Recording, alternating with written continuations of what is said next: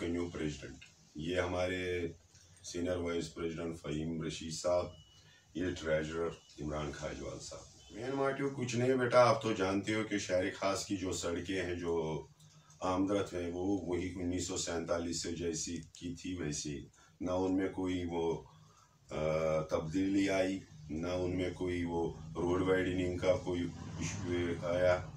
तो उस वजह से हम मजबूर हो गए, जो हमारी जो टाटा बसें वहाँ से चलती थी बहुत दिक्कत होती थी, ख़ास करके महाराजगंज में या बोरी कदल में बहुत सारी प्रॉब्लमें होती थी। तो उसी वजह से हमने एडमिनिस्ट्रेशन से मांग की कि हमें ई रिक्शा फराहम किया जाए, ताकि उससे जो हमारे इनर रूट्स जो आप देख रहे हो कि यहाँ से महाराजगंज से या अली कदल से या जमाल अटा से या बुलबुल नाकर से या आप कलाशपोरा से या आप इससे कहोगे कि खानकाए मौला से, हवा कदल से, पहले ज़माने में टांगे और मुनी बसें चला करती थी, तो वो रूट उनके लिए सफिशेंट था।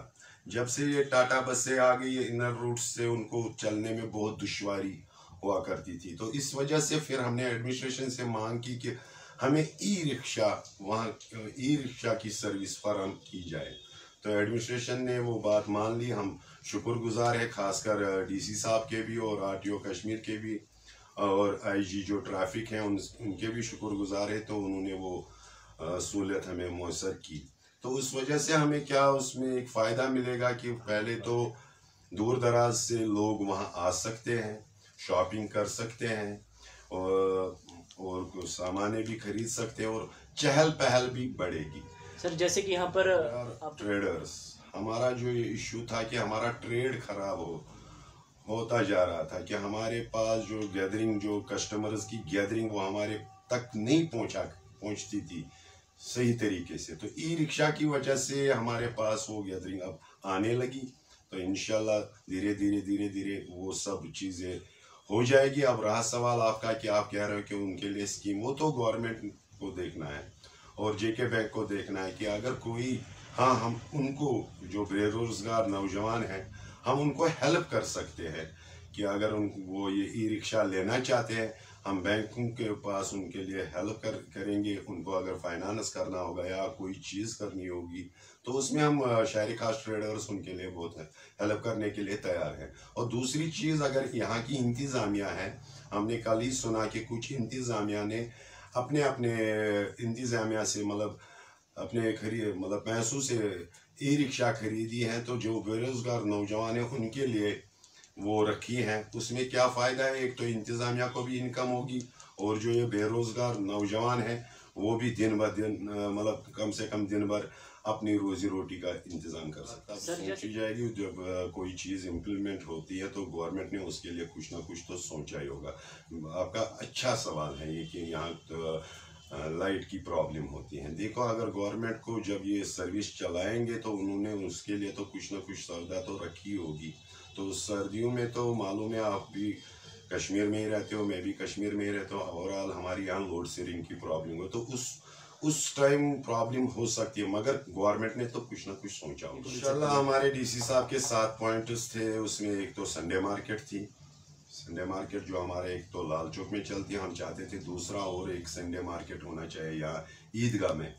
तो उसके लिए उनको हमने जगह भी दिखाई। तो हमारा इनिशिएटिव उसमें यह है कि जो हमारा बेरोज़गार तबका है, जो नौजवान बेरोज़गार है खासकर डाउन टाउन के, वो उसमें लग जाए, काम करने में लग जाए। जब गवर्नमेंट ये सहूलियत मैसर करेगी तो उसमें वो अपनी रोजी रोटी उधर कमा सकते हैं। और दूसरी बात रही सवाल शहरी खास की, तो आप बेटा देख ही रहे हो कि हमने ये कदम उठाया है कि जो जितनी भी यहाँ पे डेवलपमेंट की कुछ है अभी तक कुछ हुआ नहीं है, मगर ग्राउंड लेवल पे अगर हम कोशिश करेंगे कुछ हो सकता है। उसके लिए हर एक को, चाहे सिविल सोसाइटी हो, जितनी भी यहाँ पे डाउनटाउन में शहरी खास में ट्रेड ऑर्गेनाइजेशंस हैं, अगर हम अच्छे तरीके से रिप्रेजेंट करेंगे, अच्छे तरीके से एडमिनिस्ट्रेशन के पास अपने मुतालबात ले जाएंगे, क्यों नहीं होगा। जब हम बात ही नहीं करेंगे, खाली एक दूसरे को क्रिटिसाइज करेंगे, तो उससे तो कुछ होगा ही नहीं। देख लिए आप अगर हम डेवलपमेंट की बात करेंगे, अगर शहरी खास ट्रेडर्स में अपनी जमात की बात कर रहा हूँ, तो मेरा पहले से ये इंस्टीट्यूट था कि शहरी खास की खूबसूरती, शहरी खास की क्या कहते हैं डेवलपमेंट, शहरी खास का जो यूथ है, जो पढ़ा लिखा यूथ है, अभी बेरोजगार पढ़ा है, उनके लिए स्कीमें, ये मेरा पहले से इंस्टीट्यूट था।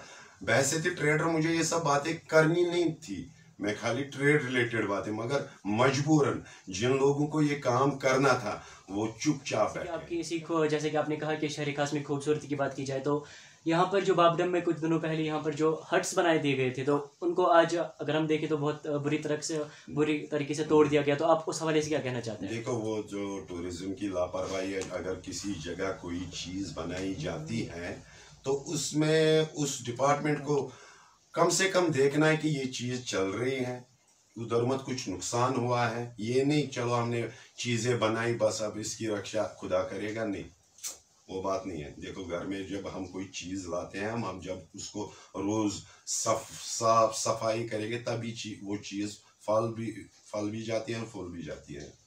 तो इस हवाले से वो टूरिज्म को देखना चाहिए। अगर उधर लाखों करोड़ों रुपयों का मतलब उधर हमने पैसा लगाया तो वो ज़ाया नहीं होना चाहिए। और एडमिनिस्ट्रेशन से हमारा ये भी मुतालबा है कि खासकर टूरिज्म जो टूरिस्ट है भी यहाँ पर बहुत सारा आ रहा है, तो अगर उधर भी उनको लाया जाएगा, वो भी वो खूबसूरती देख सकते हैं उधर। जी शुक्रिया हमारे साथ बात करने के लिए।